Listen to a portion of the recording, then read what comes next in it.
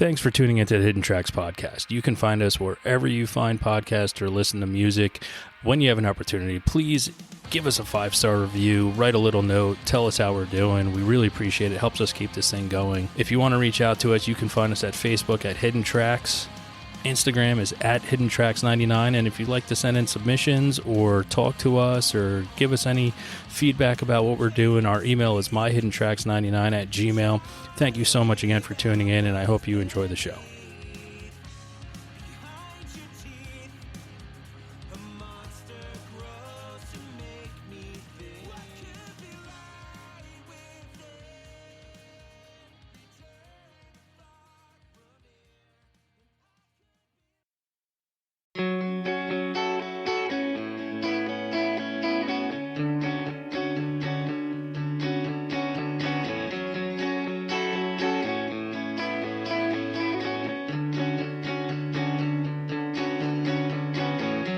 It's hard to believe we're all so connected, and it's hard to believe I barely recognize your voice, and it's harder to see you through a pinhole or a blindfold, and it's harder to reach you from each and every new low. But it's easy to hide and be on the winning side. We live with our albatrosses, obsessed with our wins and losses. It's hard to believe we're so independent, and it's hard to believe just how helpless we become. Silence has made you an island. We're putting our guns and borders ahead of our sons and daughters. We can build our walls, but we know that won't solve it. Try as we might, we're turning the same blind eye. Time after time, repeating the same old lines, believing the same white lies. It's hard to believe we're all so connected, and it's hard to believe I barely recognize your voice, and it's hard to believe we found comfort in our anger, and it's hard to believe we found comfort at all. Are we in danger? It's hard to believe. It's hard to believe. Are we in danger? It's hard to believe. It's hard to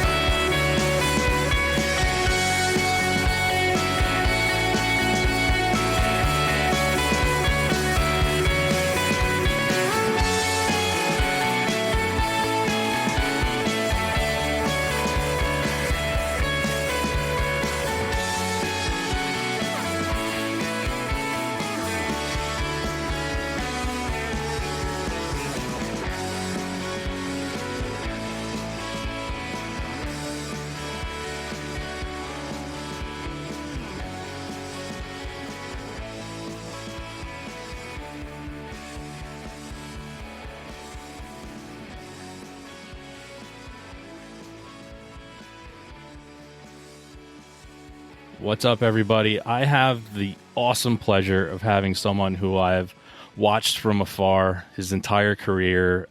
Totally stoked about new things that he's doing. This is Jeff Caudill from the new band Low Coast. You may know him from GameFace, March, Your Favorite Trainwreck, his solo career, everything that he's done, I've absolutely loved. And this is an absolute honor for me to have you on the show today. So, Jeff, thank you so much for coming on the show. Really excited to start talking about Low Coast. Thank you. That's generous. Appreciate it.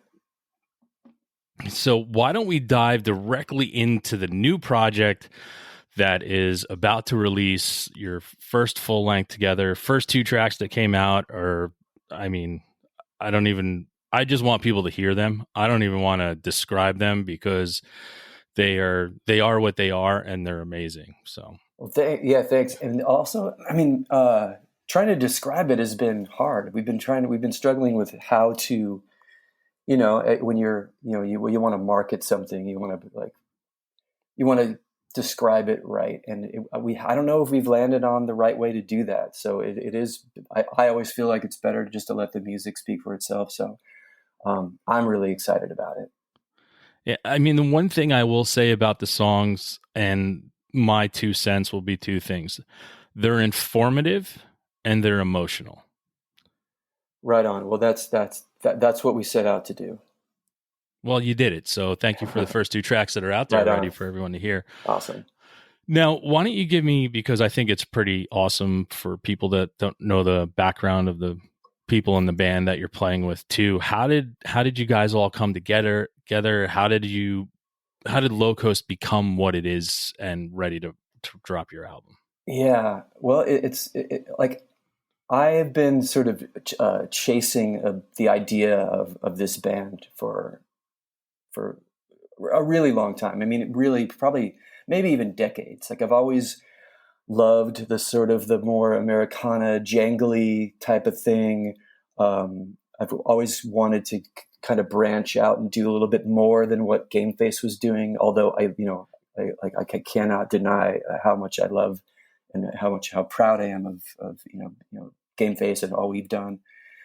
But I've always, I've had projects here and there. I've always kind of done, whenever I could, or whoever I could sort of like wrangle in to get to play with me or record, like we've done solo records and, projects that haven't lasted very long. I finally, I feel like I finally found some guys that are as invested as I am in this stuff. I am the songwriter, but these guys come with a lot of experience and a lot of ideas and talent that I just don't have. So they've really they've really been able to take my songs to levels that I'm not able to get to myself. So that's been really fun. And these are just guys I met through. I mean, really, the story is having kids and then meeting your kids' friends' parents. That's kind of how I could trace this back to when my daughter was real young. Just going to grade school for the first time. You look around and you can identify who's going to be the cool parents. And so just happened. We met this family, and the guy, we started talking about music, stuff we like, and turns out he was the bassist for the early Black Eyed Peas, like back in the early 90s hip hop scene. He was playing bass for this band, and the drummer as well. The drummer who ended up joining Low Coast as well. But that's kind of where these guys started. Definitely not the same world that I was in, but sort of a parallel universe in the sort of indie scene. They obviously got real big, but left the band before the superstardom and the Fergie thing happened. Yeah. But still, they were kind of in it nonetheless. But that's kind of where they started out. I mean, that says nothing about what the band sounds like, of course. But so yeah, I've just kind of been friendly with these guys, and they're pros. Like their job now is they write and record music for film and television. And so they're always making music, but they have not had a 100% creative outlet in a long, long time. So it's kind of it's a great match, because they were looking for something. I'm always looking for something.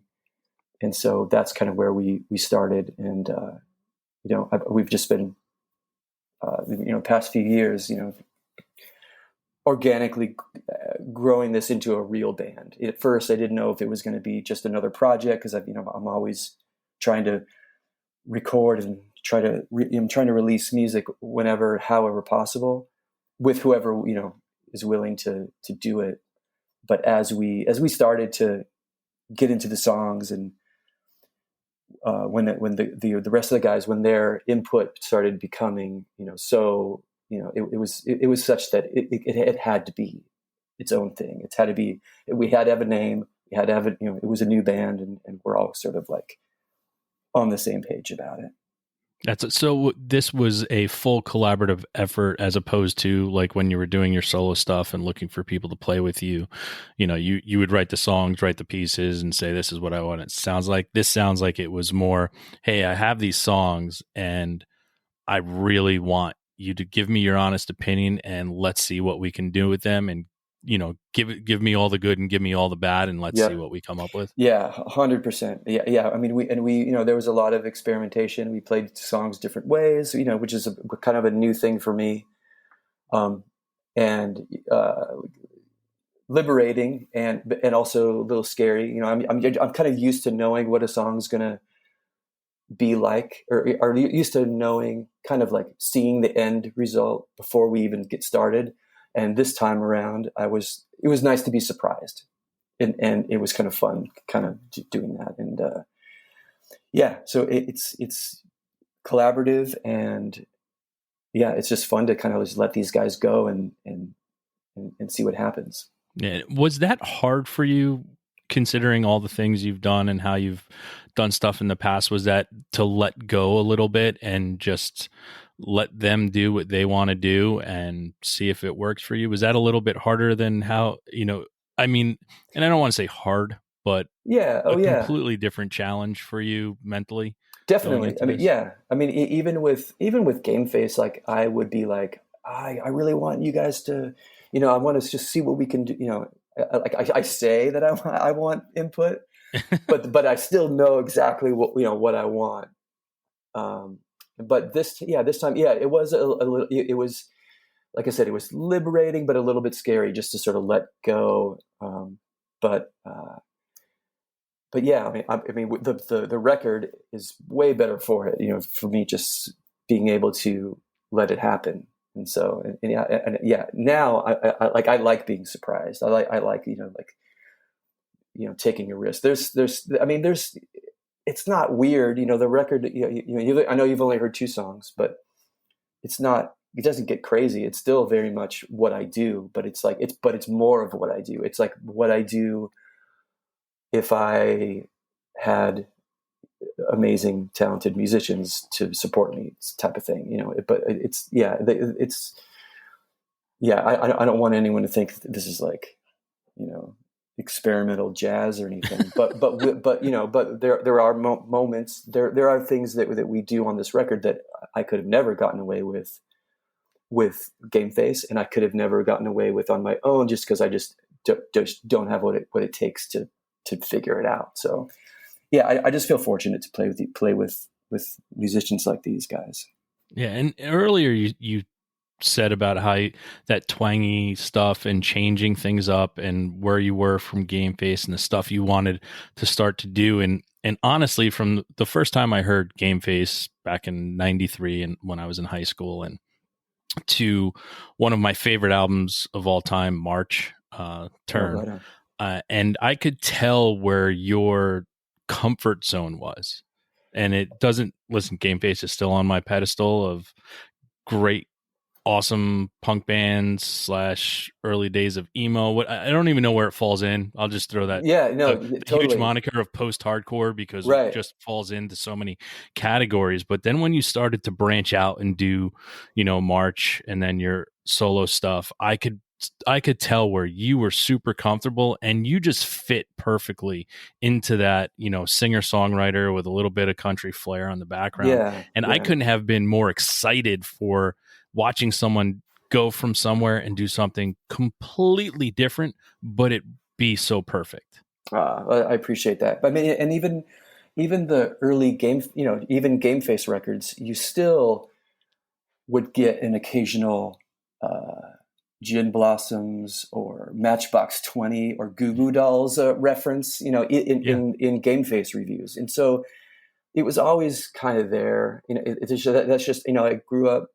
My favorite band from when I was a kid was REM, and I just that sort of jangle, a little bit of Southern whatever, but that's always kind of been my thing. I mean, I loved punk rock, hardcore, all that stuff, but we never, and as you said, we never really fit any one of those genres, really, even the emo thing. But Yeah, you guys kind of held your own place, and that's where for better or worse, we kind of were on our own island. Yeah, there was always that, and when I would try to explain like certain bands to people, I'd be like, they're game facey, or they're the guitar for another band. I'd always use it's got like Rocket from the Crypt guitar, like but I'd always have like that band that I could go to and be like, oh, they're very game facey. So it was, and that was a compliment for another band that I try to introduce to people, and would to be like, oh, okay, yeah, I'll get into that then. Right on. Now, you brought up as a child and finding music, and that's where I always like to start, especially in someone's life, is when you are a child and you hear the music for the first time that connects with you. Do you have a specific moment that when you're a small kid and you hear music for the first time, how it just automatically clicks in your life? I think there are a lot of those. I mean, Yeah, there's a lot of steps along the way. Yeah, there's certainly steps. I was always interested in music, even more so than my parents. My parents weren't really like big music fans. I mean, they liked, I was always on in the car, or my, we had like a very meager stack of records in the house, and nothing that cool. Just your basic. Maybe there was a Beatles record, a Beatles, a Fleetwood Mac, some country records, but I was like, I always was the kid who had, like, when we were in the car, I had to know. When we listened to the radio, I had to always know who the band was, what the song. I just had to kind of know. Everything that came on, and so I just became this like radio listener, but I only knew what was presented to me on the local or whatever the radio station. So I kind of went for a long time just listening to pop radio, Billy Joel and just that sort of thing, when I was a real small kid. And then when I hit junior high, my dad was actually, he was into like sort of the outlaw country, like Willie Nelson, Waylon Jennings, that type of thing. Yeah, real country. Which I kind of, was into for a moment, just because that was the stuff that was also being played around. But when I hit junior high, I discovered metal. I kind of got in with the Iron Maiden, Judas Priest crowd. And that was kind of like the thing. I was like all about, Black Sabbath and Dio and Judas Priest and then goes down from there, like all that stuff. And so I was wearing shirts. I was like 7th grade. I was doing the full metal thing. Yeah, you bought in. Listen, I did it too. Iron Maiden was my thing, and it was just because of Eddie right away, and then I was like, oh, actually, they're actually fucking awesome musicians. Yeah, and yeah. I this mean, is all great. that stuff was super alluring, because it was dangerous it was. I mean, especially listening back to it today, it was amazing. It's still. I mean, I actually listened to the two Black Sabbath Dio records like Mhm. almost every week. I just that's the ones that are like Very unsung. Black oh Sabbath yeah, records. and I will defend Dio era Black Sabbath as being better than Ozzy era Black Sabbath any day. We can do a separate podcast about that. So anyway, I was into metal, but there was a time. I do remember this, and maybe I'm kind of coloring it. And, my memory is not what it was, but there was a kid. He just some surfer guy had a Walkman tape player and with this mixtape, and he was like, "Hey, you like loud music or whatever? You should check this out." And he put the Walkman, the headphones on my head, and it was. I can't remember. It was like Descendants or MIA or Adolescence or Social Distortion. It was a Agent Orange. It was the full on like West Coast punk 80s mix. And from that day forward, I was like, oh shit, like I got to find out what this is, because these songs are speaking to me way more clearly than dragons and songs about dragons and hobbits. Exactly. So that was kind of where that, and I was like, okay, now I need to know about this. And so that was the sort of introduction to like finding, punk. And that was probably 85, 86, something like that. I'm old. Yeah, But as am I. yeah. And listen, it's fine. We're not old. We're seasoned, and we know what Oh yeah. got us here. So. No, yeah, we were around when the cool stuff was happening. So Exactly. And bringing up that point of someone putting headphones on your ears and opening and shining the light to something that and back in those days, I always looked at it as those Descendants and Agent Orange. They were us, right? They were us growing up, yeah. and it resonated more with kids of our age and that kind of stuff because they looked just like us. Yep. Yeah. And that was the thing that I noticed. Well, that you can't not notice that, but because I was like trying to wear the spiked bracelets and the like the ripped up shirts and it wasn't working for me. But when I was like, oh, I could still do this and just wear jeans and a t-shirt, I'm in. It's great.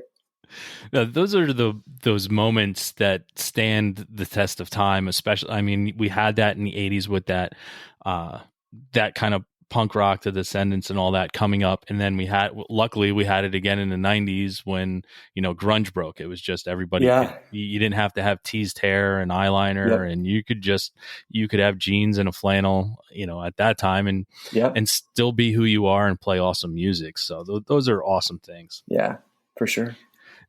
Now, having that surfer dude put that on your ears, do you have a time in your life when you were able to do that for someone else to open their eyes to something new? Do you remember showing someone a band that they'd never heard before and watching that almost awakening in them, kind of like how you had? I definitely had that experience a lot with my daughter, who's like, very much into music and from a very young age. That was one of my favorite things, when she was growing up. I can say that now she's in college, but yeah, just I liked watching her journey, discovering music. And when she would say, "Hey, I like this," I would say, well, if you like this, then you might want to know this band, and it almost got to be annoying, like, because I could always trace back, whatever she was into, I could trace back the influence and say, hey, if you like that, you should check this out. But that was like, one of the funnest things about being a dad and, being able to kind of like share that kind of stuff. And it's, and it's a thing that really bonds us today. Like we're constantly, sending songs back and forth and discovering bands and whatnot. But I mean, that's the biggest, brightest memory of that for me. That's a great memory. So I'm not going to, I don't need you to expand anymore because those moments are too, especially when it's a child and you're opening up their eyes to something that not only you love and then see they're get enjoyment out of the same thing. I mean, you can't bond anymore than that. Definitely. At that time. So. Yeah. When did you first start playing an instrument to get into, the band life? So how old were you when you first, were you one of the 90 billion people such as myself that, someone try to make them take piano lessons if they wanted to play an instrument first? Actually, no, that I did not play. We had a piano in the house, but everyone did. Everyone had a piano. I didn't play it. It was furniture. It was exactly. furniture in the 70s and 80s. That's what was in your house. Yeah, and that same piano is in my house right now, and our daughter played it, and she was the one that took piano lessons. But when I was a kid, my sister took a few piano lessons. It didn't take, but we just had it in the house, and that was the thing. But I just remember always just loving music, watching. I wanted to play guitar. I asked for a guitar for my 14th birthday, and took a few lessons, and that maybe it's like I just don't have much of an attention span for stuff like that, and that didn't really work out. I took a few lessons and it just didn't work, but I did hang out with friends that were taking lessons and were learning stuff, and so just from watching them, I picked up enough to kind of say I could play guitar. But that was the thing. I wanted to play guitar. But then oddly, when I was, of age to be in a band, I just gravitated towards being the singer. And didn't play. I was trying to write music always, but not always playing in the band. Like when GameFace started, and then even when, actually my first band in high school, I did play guitar. What was the name of that band? That band was called No Such Thing, named after the Agent Orange song. No Such Thing. Yeah. Listen, you just fell onto a good list. We have a bad list and a good list of first band names of musicians. So we could have worked out well. We could have gone it could have gone much worse than that. I don't remember all the other ideas, but I'm sure that they were not great. But yeah, so No Such Thing. We did we actually we did a demo tape with a bunch of covers, and then we actually made a 7-inch. 1988. I was a sophomore, junior in high school, and we made a 7-inch, and you can find that floating around out there on Discogs or whatever. But when I started going to like punk shows, I was sort of enamored by the singer that did not have the guitar, like the guy that was just running around, jumping and doing that thing. So when GameFace started, I was like, that's the guy I want to be. Like my first punk show was 7 Seconds, and so I was like, this is what I want to do. Yeah. Well, if you see that, yeah, I mean, yeah. But yeah, so I was just the singer for a while, and I think that, that was by design. We wanted it to be like that. We wanted it to be like every other band that we loved. That was like one guitar player, one bass player, drummer, and the singer. That was it. But then we got to a point where we thought that we could actually write better songs if we had another guitar. Which is usually how bands progress, is when you realize that other guitar is very important in writing beautiful, hooky songs. Yeah. I mean, not everyone thought it was a great idea, or and some people missed the old GameFace. When I didn't have the guitar, but it was. I think we at that point we really started making better music. I mean, that's the stuff I'm really proud of. Yeah. Now, you said your first punk show, 7 Seconds. What was your first show that you ever saw?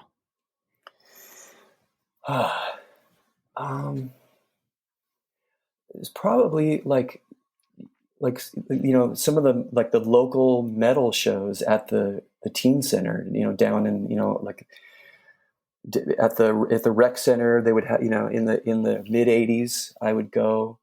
Actually, somewhat interesting, this band, one of the bands would play, and it had the guitarist, both guitarists,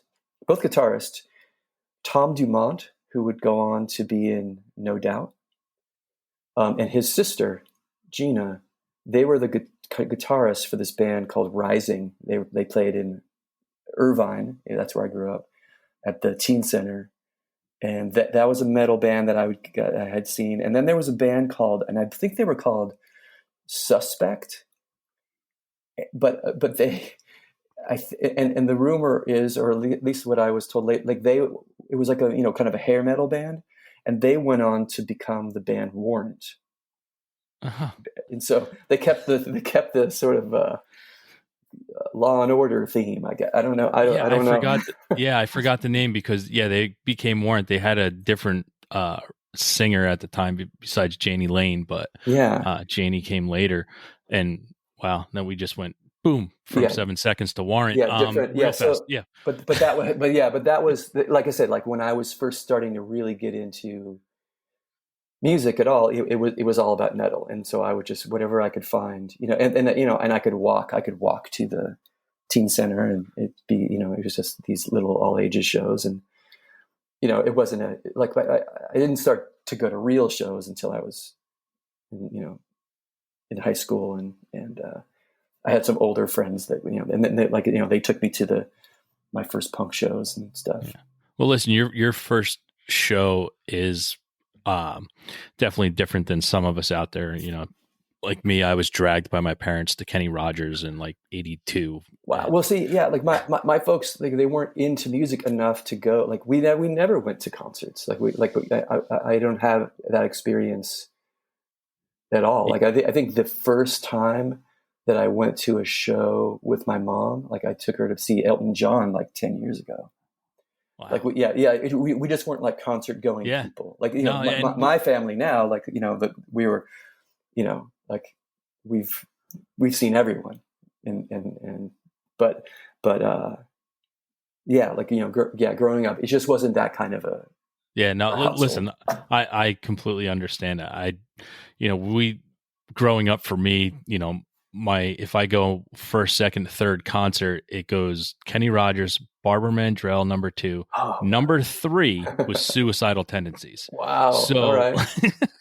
That's my quick progression in the 80s of being dragged to shows, and then, an older brother taking the Suicidal Tendencies. It's like, okay, there it is. There's the progression. Let me go on my own way. Wow. I think my first big arena show, because like I said, my family, we weren't going to the big concerts, so I didn't do that when I was real young. But then I started only going to the small shows because I could go on my own, and so they were $5. Yeah.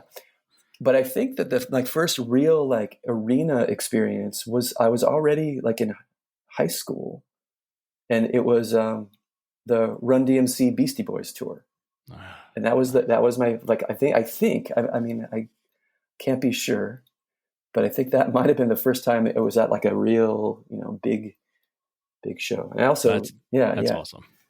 Yeah, it was crazy. Other people performing. How about your first performance? Do you have any recollection of the first time you performed in front of strangers? No. Like I said, my band in high school, that No Such Thing, we played at the same teen center that I saw the metal bands in. Yeah. A few years later, we played there, and I don't remember a lot of it, but I do remember us playing that, and a couple parties and things like that. But yeah, how about your first full tour? what do you remember, like leaving your comfort zone and going on your first real tour as a band? Do you have any memories of that first tour that for either good or bad? Oh yeah. I've got tons of memories of that. That was I mean, certainly not the best tour, but like the experience and and just it's invaluable experience. I highly recommend going on tour, just period. But yeah, I do. I mean, I don't know if I remember like every show, but I remember a lot about just the 4 or 5 of us at the time, just like thinking it was every day was an adventure. Every day was crazy.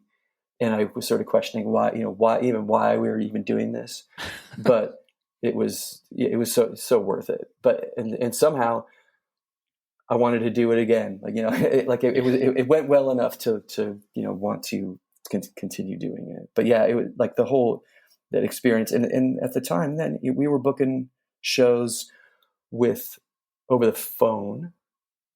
Yep. And sometimes with writing letters, we put an ad in Maximum Rock and Roll, and it was like, hey, we have a band. This is what we sound like. If you want a tape, you can send us a couple bucks, and we'll send you a cassette. We're looking for other bands that play the same type of stuff, and we put an ad in Maximum Rock and Roll and in Flipside, I think. Mm-hmm. And we, with all of the either phone calls or letters that we got back, we compiled a kind of a routing around the country, and we just took it on faith that we were going to show up and there was going to be somebody there. And looking back, it's insane. It's insane that we had that level of trust, but that speaks to our scene and the community. You just knew you just knew that that you were going to find someone. And the thing is, a lot of those guys I still know. Like we're friends to this day. We've kept in touch, and people all over the country. So, that first tour, I believe it was in 1992. Invaluable, just as far as my life experience. Yeah, you can't almost put a price on that. Definitely. And especially those friendships. And you brought up the word that I love to use when it comes to music, and it's the community. Yeah. And the community that supports bands, like that coming up and making sure people are there regardless. And listen, you're not going to every show, you're going to play a couple shows to 2 people. For sure. So, yeah. But just knowing that at that time, you're just continuing to play and going on the road and learning and getting all that experience. Was there any band that you toured with early on that you learned a lot of things of what to do and what not to do? Well, early on, let's see, the band that we played with most and did like a week of shows on tour was Farside. A lot of times people will put GameFace and Farside. You often hear those two band names. I think they can go together, but they're 2 completely different. Yes, bands. Yeah. They are the Reese's peanut butter cup of post-hardcore.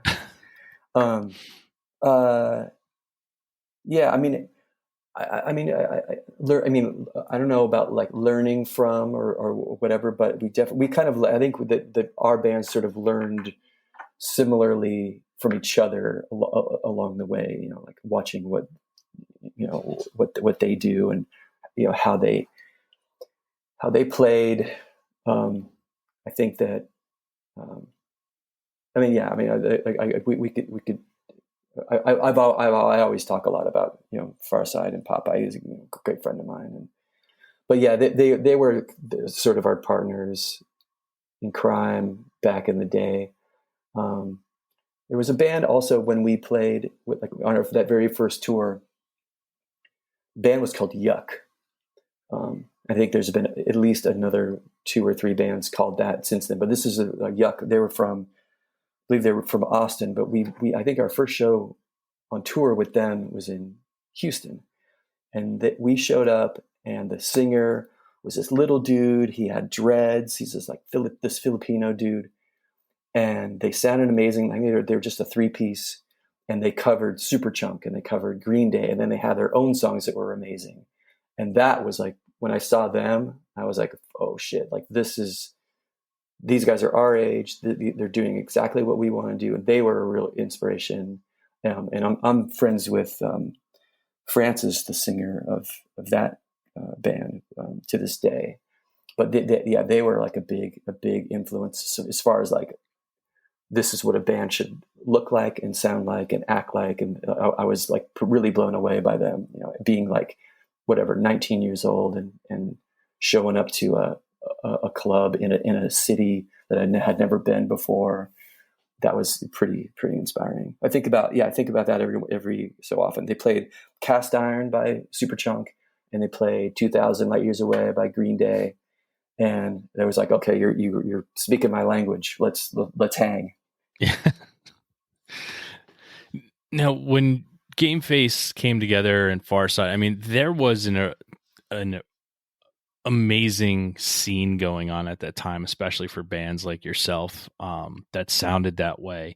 Was it kind of a thing where you just all gravitated towards each other because of the way you sounded and the music you were playing and the stuff you all liked? Was that sort of the thing, or did you kind of feel almost that you had to be with them because you were kind of being lumped together, or was it just an organic, we all like the same stuff, we're all trying to do something different within our own realm, let's make sure we do this together? Yeah, I think it was pretty organic. I mean, we were all unified by like, it was all like under the umbrella of punk, or, you know, whatever it was. But we didn't know where, we didn't really have another, like, I mean, there probably were other avenues for our band to pursue, like something a little bit more rock or you know, a little bit more traditional or whatever. But I just was like, this is where we belong. You know, we belong with the punks, the outcasts, you know, like, we're going to play gigs in garages. We're going to just do all the DIY shit. We knew we were not career minded enough to like really, you know, do what, you know, go through the proper channels to like get real gigs and stuff. And so we were just like, these are our people. And it was different. Like, I think one of our first shows, one of our first shows in this quote scene, was Farside and Inside Out, I think, in a garage. Wow. And of course, for those who don't know who Inside Out is. Zach, yep. Pre Rage Against the Machine, but very different from what GameFace was doing. But yeah, we like I said, we just felt that was our community, and not everyone was down. Not everyone was like into what we were doing, because it wasn't as punk as anything else. But we were still accepted, and that was our thing. Like, yeah, those were our people, and regardless of what the band sounded like. Yeah, and that's where, so me being an opinionated asshole from the East Coast, I always had that kind of, I'll use the word, I would get bitter when I would talk to people and say, you know, bands like Farside and GameFace, and people wouldn't know who they are, and I'm just like, they're like, well, what are they? I'm like, I can't even fucking explain it to you, but they're awesome. And you don't know who they are because they came from a punk scene, but they've created their own thing. Yeah. And I always gravitated towards someone doing something a little different. And that's where I start to fall in love with people, and falling in love with bands also is having a great vocalist that doesn't sound like anybody else in the scene, and making your own way and your own sound that you almost can't really ever put a comparison to it. And that's where I do get bitter sometimes that, you know, you don't have that huge mansion on a fucking hill because you were better than a lot of the bands that were coming up that for some reason or another broke. Yeah. It just gets so, I get bitter, and it's not even fucking my band. Yeah. It's easy to slip into that. Like, and I used to feel a little bit more, used to be a little more jaded than I am now.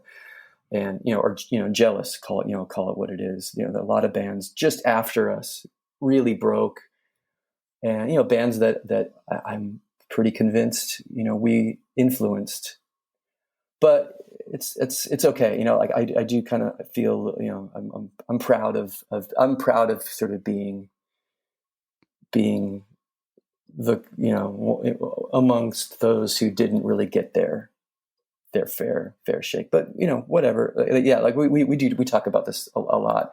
We always say, we could be having this conversation on a yacht right now.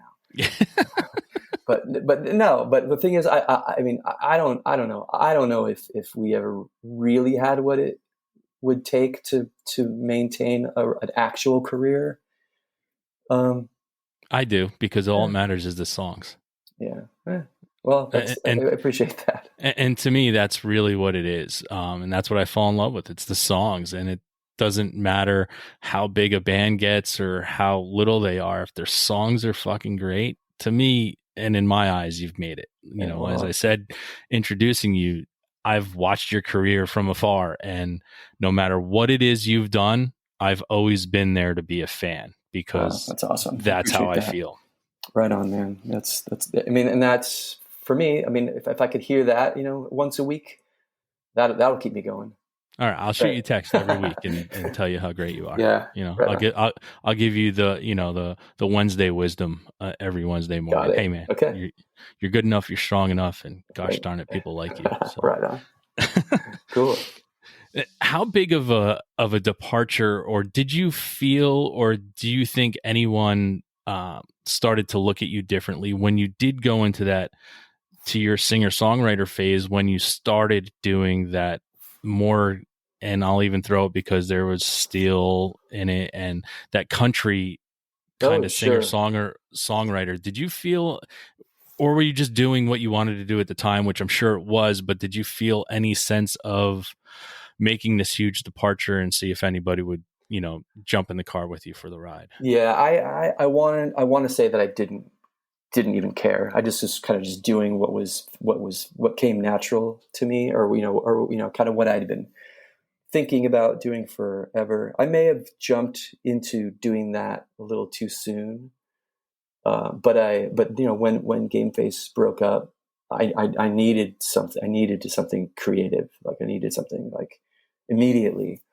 So I just really jumped into it, and I mean, was a massive drop off in people who gave a shit. That's for sure, and that's okay. But that was where I was then. And it's fine. But yeah, no,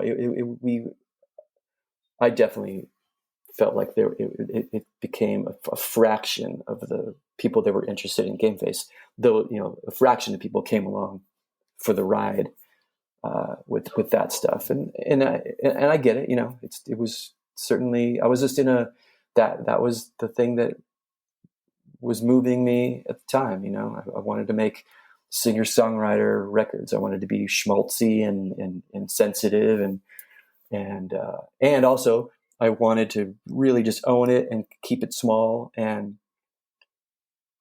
do whatever I could on my own, and just because I was like, I've been in a band for 2 decades, and I just want to have this. Well, I want to have a little art project for myself, and so that's kind of how I treated that.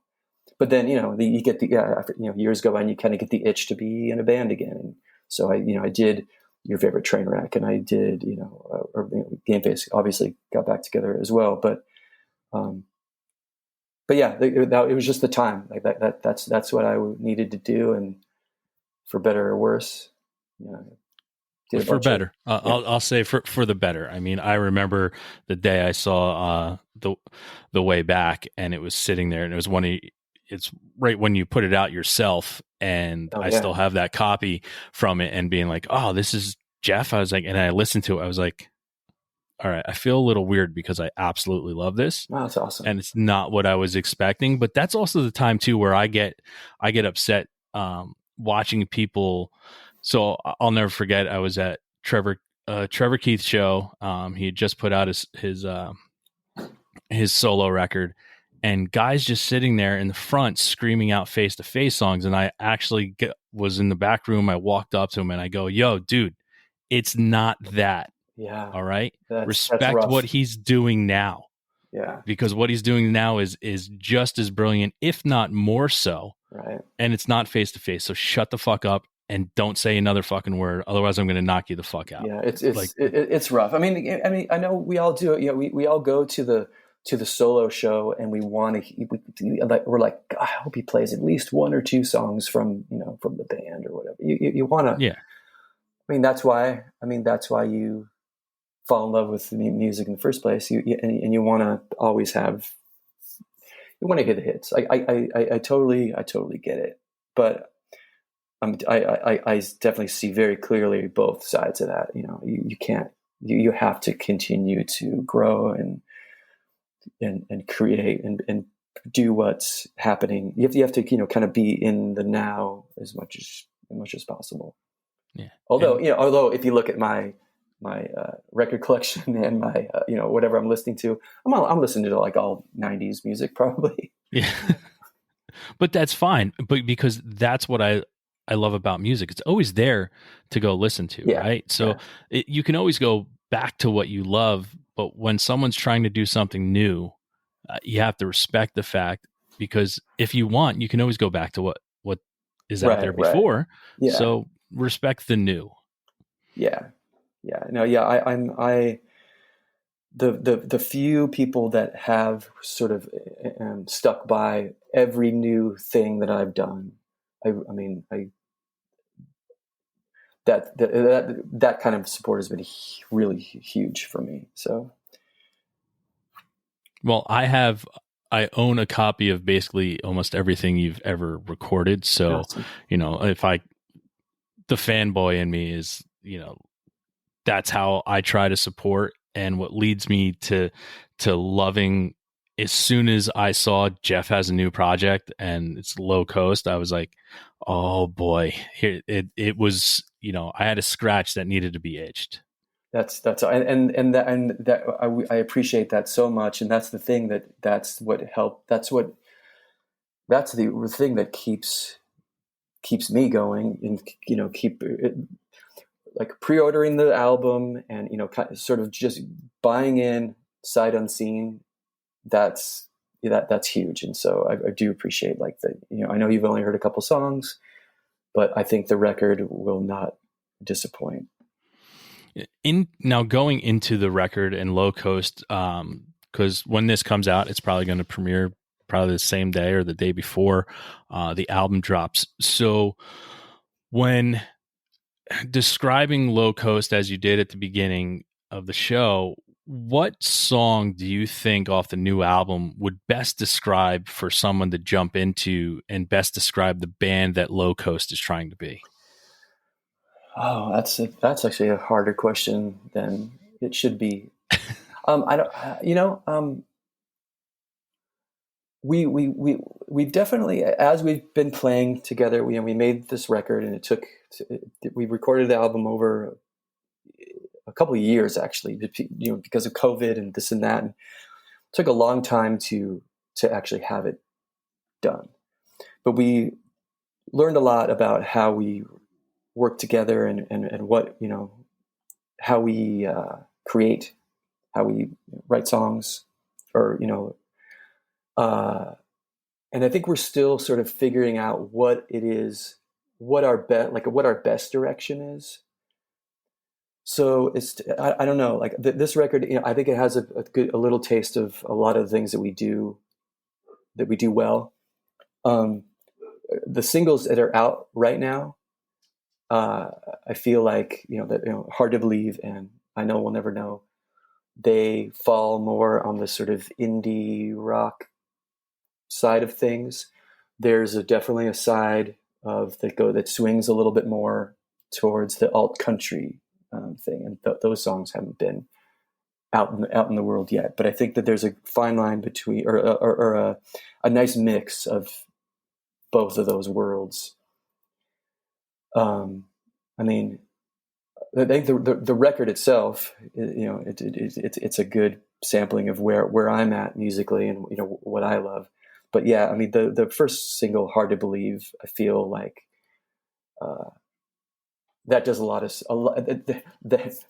has a lot of, it packs a lot of the stuff that I really want to get out there. The musicianship is high. The message is exactly what I want to say. Yeah, it's just like, I mean, yes, I'd say just start at the beginning. That's my, that would be my best guess. All right. So your answer is Hard to Believe. So, because that's where we start, right? So that's where we start. And was it hard for you when writing these songs? I mean, listening to the two songs that are out already, was it hard for you to share? Because as I said, they're informative and emotional. Was it hard for you to share that type of stuff, going into the process and releasing this, and how long it took you to put everything together? I think I'm used to, the sort of hard on my sleeve type of stuff. But like, I think the difference between, like songs I used to write in GAMEFACE, like which are a lot more, autobiographical, very self-centered, diary entry type of thing, like this is what's happening in my life. This is, and trying to be specific about my life and hoping that it resonates in others.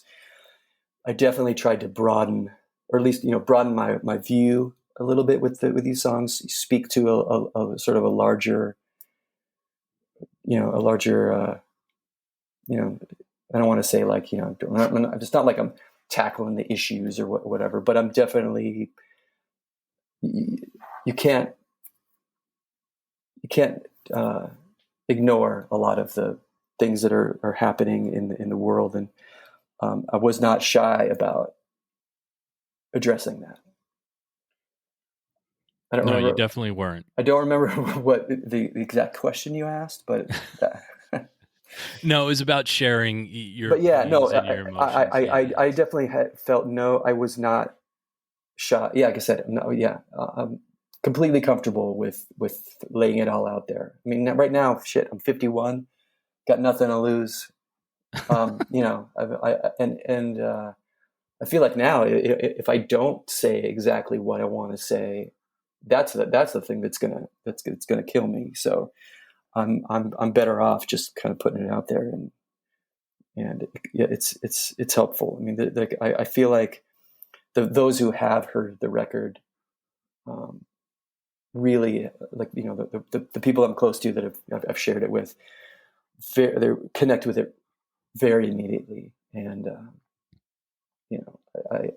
my wife, she's a pretty tough customer. She's pretty.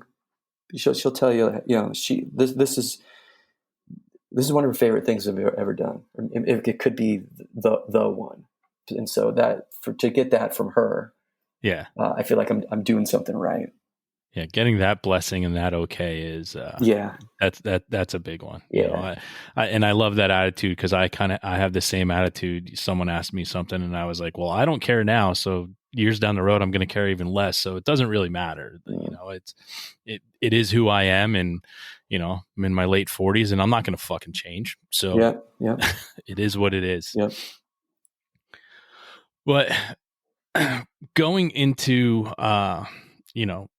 the release of this record and everything that's coming up for it, and the stuff you've already put out, what are you most excited for on release day? What are you just excited to get it out there? I'm excited. I'm excited for it to be out finally, but I'm not. For me, like, historically, release day has always been like the it's like the least fun day. I love all the stuff. I love all the stuff leading up to it. I love making making the music and recording, and the whole process there is one of my favorite things in my life. But I also love all the stuff that comes along with preparing to put something out, to like all the visual stuff, all the videos and the social media post, and just the making of stuff. And I love all of that leading up to putting out a record, because at that point, from the time the record's done to release date, in between that time, the sky's the limit. Like anything can happen. You never know. And then when release date comes, it's like, oh, okay, well, it's out. Real. It's out there, and oh shit, the same 300 people are gonna like it, and we're gonna move on. But the excitement of it all leading up to it is great. I don't love. I mean, I love music being out in the world, but I don't love release day. But having said that, we've been fortunate to be working with Spartan Records, and they've been doing. I love everything they do, and they've been awesome, and it's been a really nice partnership. So I hope, for everyone's sake, that things continue to go well, and people hear the record, and and sort of that it connects like it connects to me and my people. So I'm really hoping that people give it a chance, because it's a real important one for me. Well, and in my group and what I do, whether or not people want to hear it, they're definitely going to. So, because I'm going to force it on everybody once it comes out. And we need people like you. That's for sure. Appreciate that. Well, I don't want to take a lot of your time today, because again, this is for me just sitting here knowing that you're on the other side of the country and I'm able to talk to you is good enough for me. I wouldn't even have to release this if I didn't want to. I'd be like, no, this one's for me. But awesome.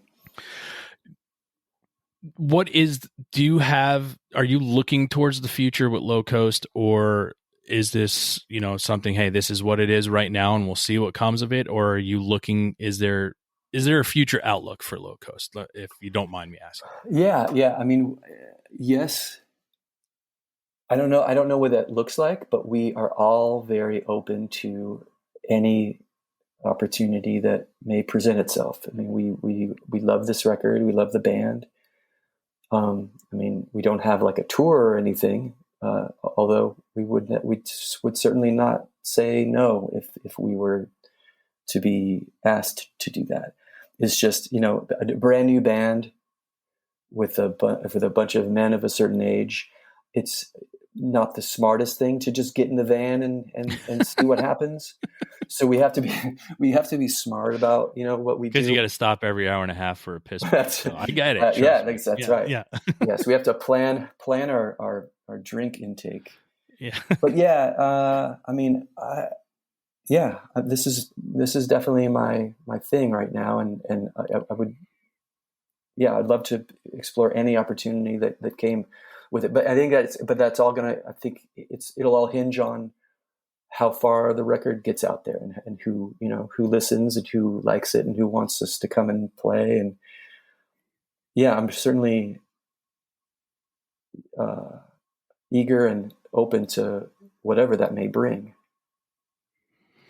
Well, I'm excited for the future to see what comes of it. I'm excited for release date. So you can not be happy about release date, but I'll try and impose my excitement for it onto you. Awesome. Because I'm excited for release date. Awesome. And I think the feedback from the album is only going to be good. If it's any indication of what you've already let the world hear, it's going to be exciting. I'm excited to see what happens for you based on what you just created, because so far it's brilliant, and I'm just excited for the world to see what else is out there. Oh, right on, man. Appreciate that so much. You've spoke about it before, so I'd love to give you an opportunity right now about everything and how to find Low Coast. We'll do our part in putting it out on the social medias, but I'd love you right now to take the time to tell everybody how to find out everything it is that Low Coast is doing, how to get the album and keep up with you in everyday life. Yeah, the album is available through Spartan Records, spartanrecords.com. They're doing pre-orders right now, and there's not many left. So you should grab a copy of the vinyl. That would be super cool of you. So yeah, Spartan Records.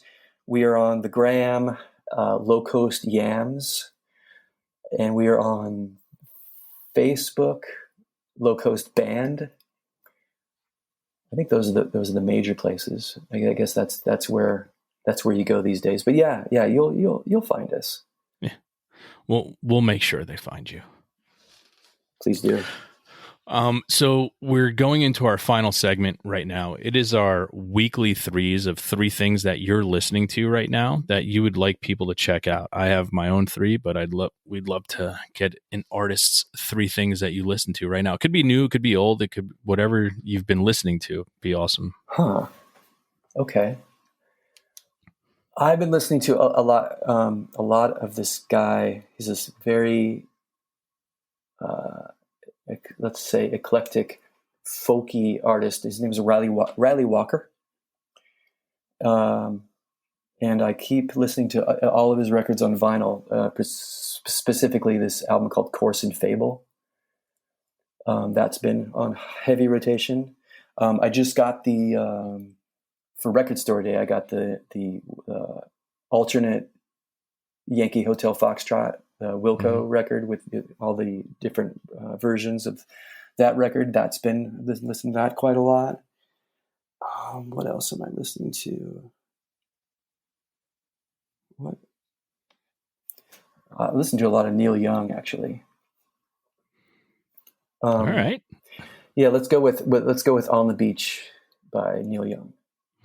Nice. Current, very current and hip with the kids. Yeah, they love it. All right, awesome. Good 3. My 3 for this week. The first band is a band called Novocaine. It's spelled Novacane. They have their self-titled album. I highly recommend, and they also just dropped a new single called "Hold My Head." They're an indie band from Portland, Oregon, but the new single is dynamite. It's called Hold My Head. Cool. Next band is a band called Harker. The name of the album is Axiom. They're a punk band from the UK. They also have a new single, and it's called Wasting Time. Axiom is a phenomenal album, and the new single they dropped recently is fucking brilliant as well. If you're looking for that nicer, let's say late 80s punk rock sound from kids who are doing it today, they kind of nailed it. Cool. And last but not least is another band from the UK. The name of the band is called Lakes.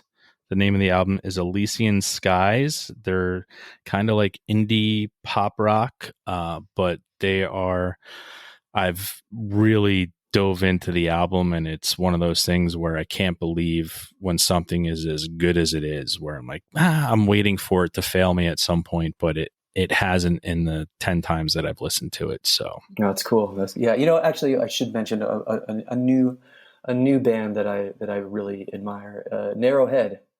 Oh, it's so brilliant. And I saw them open for Quicksand last year, and they are doing something new.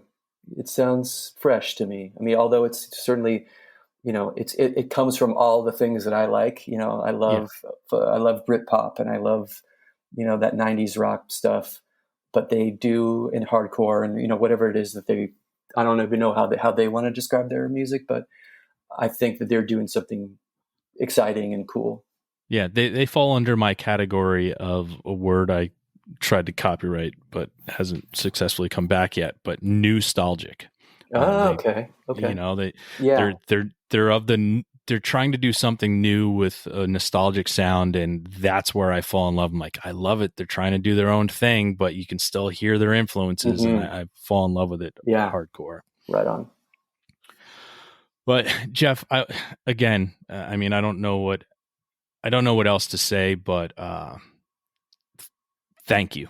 for all you've done in my life with your music, and thank you for being the artist you are, and thank you so much for coming on the show. This is one of those moments that for me I'll never forget. So this has just been an awesome midday treat for me that I will have forever because we recorded. So I'm right on. Well, thank you, this. man. I really appreciate you. This has been great.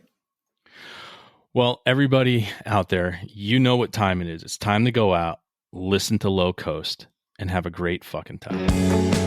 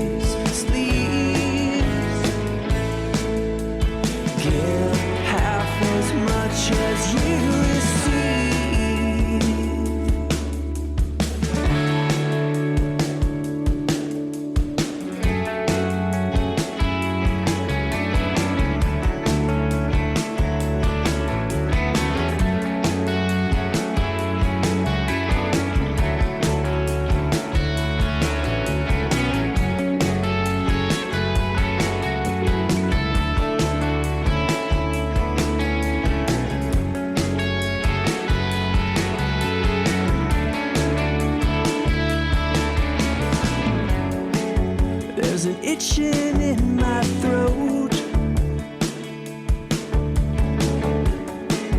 and a clicking in my bones. I took some bad advice, been saving it for you.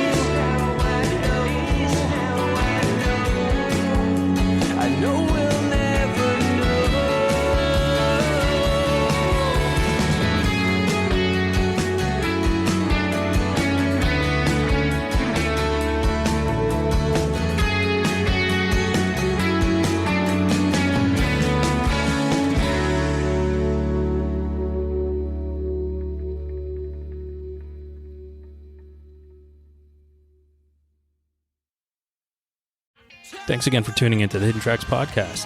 We hope you enjoyed this week's show. Don't forget to follow us on Instagram at HiddenTracks99. Also, send all your submissions to myhiddentracks99@gmail.com. Tune in next week. You may find your new favorite band, and don't forget to go out and have a great fucking time.